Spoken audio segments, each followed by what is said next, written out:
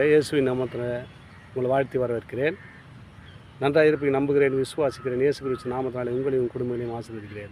இந்த நாளில் ஒரு வேத வசனத்தை காண்பிக்கிறேன். நீதிமொழிகள் 11ஆம் அதிகாரம் 14ஆம் வசனம் சொல்லப்படுகிறது.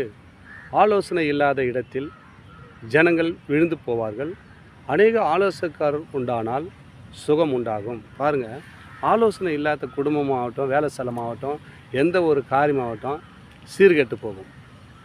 ஒரு ட்ரிப்புக்கு 2 ட்ரிப்பு ஆலோசனை பண்ணணும். குடும்பத்திலையாக இருக்கட்டும், வேலை ஸ்தலத்தில் ஒரு முதலாளியாக இருக்கட்டும், ஆலோசனை பண்ணி எந்த காரியம் செய்தால் அது என்ன பண்ணும், சுகமாக இருக்கும், பலனாக இருக்கும். இங்கே ஆண்டவர் உங்களுக்கு என்ன சொல்கிறாருன்னா, ஆலோசனை இல்லாத இடங்களில் ஜனங்கள் விழுந்து போவார்கள். எப்படியாப்பட்ட ஆளாக கூட, பெரிய பெரிய அரசியல்வாதியாக இருக்கட்டும், பெரிய பெரிய அமைச்சராக இருக்கட்டும், பெரிய பெரிய கோடீஸ்வரனாக கூட இருக்கட்டும், ஆண்டவர் சொல்கிறார், அது என்ன இருக்கணும், ஆலோசனை.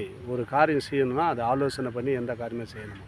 ஆலோசனை இல்லாத இடத்தில் ஜனங்கள் விழுந்து போவார்கள். புரோஜனம் இல்லாத போயிடும். எந்த காரியமாக இருந்தாலும் நம்ம எடுத்த காரியம் வெற்றிகரமாக வராது.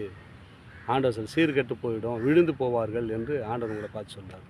நீங்கள் ஆலோசனை பண்ணி செய்யுங்க. எந்த காரியத்தில் இந்த வீடியோ பார்க்குற, இந்த வசனத்தை பார்க்குற அன்பு சகோதரன் சகோதரிகளை, உங்கள் குடும்பத்திலையாக இருக்கலாம், உங்கள் வேலை ஸ்தலமாக இருக்கலாம், எங்கேயா இருந்தாலும் சரி, ஒரு ஆலோசனை பண்ணி முடிவு எடுத்து அதன் பிறகு முயற்சி எடுங்க.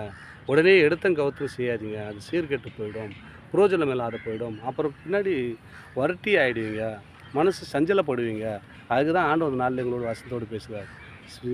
ஆலோசனை இல்லாத இடத்தில், எந்த இடமா இருக்கட்டுங்க, சபையாக கூட இருக்கட்டும், ஆலோசனை பண்ணணும்.